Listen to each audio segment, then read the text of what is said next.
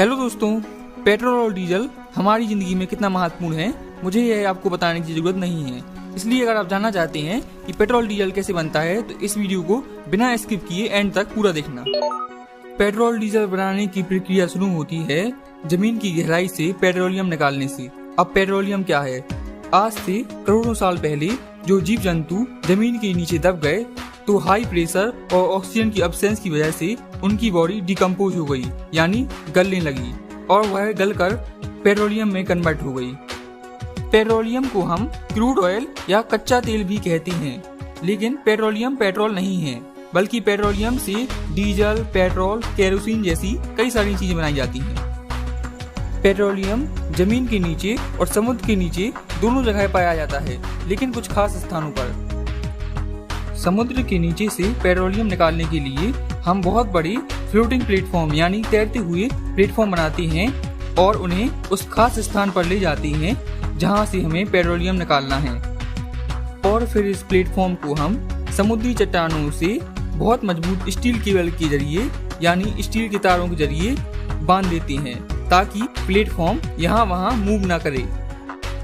और फिर इस प्लेटफॉर्म पर हम बहुत बड़ी ड्रिलिंग या बोरिंग मशीन लगा देते हैं और फिर उस मशीन की सहायता से हम सीवेड यानी समुद्र की सतह में हम उतनी गहराई तक ड्रिलिंग या बोरिंग करते हैं जब तक हमें पेट्रोलियम ना मिल जाए।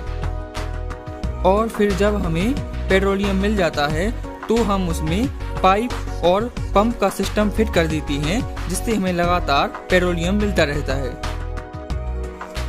ठीक इसी प्रकार हम जमीन पर भी चुने हुए स्थान में बोरिंग या ड्रिलिंग करती हैं और वहां पर पाइप और पंप का सिस्टम सेट कर देती हैं जिससे हमें लगातार पेट्रोलियम मिलता रहता है।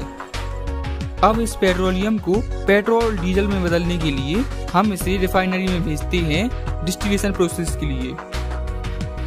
डिस्टिलेशन प्रोसेस को समझने के लिए आपको यह पता होना चाहिए कि हर चीज का बॉइलिंग पॉइंट यानी उबलने का तापमान अलग अलग होता है। जैसे कि पानी 100 डिग्री सेल्सियस पर उबलता है और कोई भी चीज उबलने के बाद लिक्विड स्टेट से गैस स्टेट में कन्वर्ट हो जाती है, यानी भाप में बदल जाती है। डिस्टिलेशन को समझने के लिए आप एक छोटा सा एक्सपेरिमेंट कर सकते हैं। मान लो आपका कोई दोस्त आपको एक गिलास पानी में नमक घोल कर दे दे और आपसे कहे कि नमक और पानी को अलग अलग करो या फिर नमक को पानी से अलग करो, तो आप क्या करेंगे?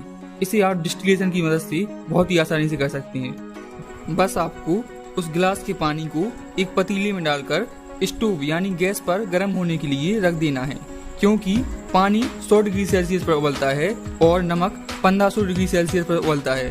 इसलिए कुछ ही समय बाद पानी उबलना शुरू हो जाएगा और वह भाप में बदलने लगेगा।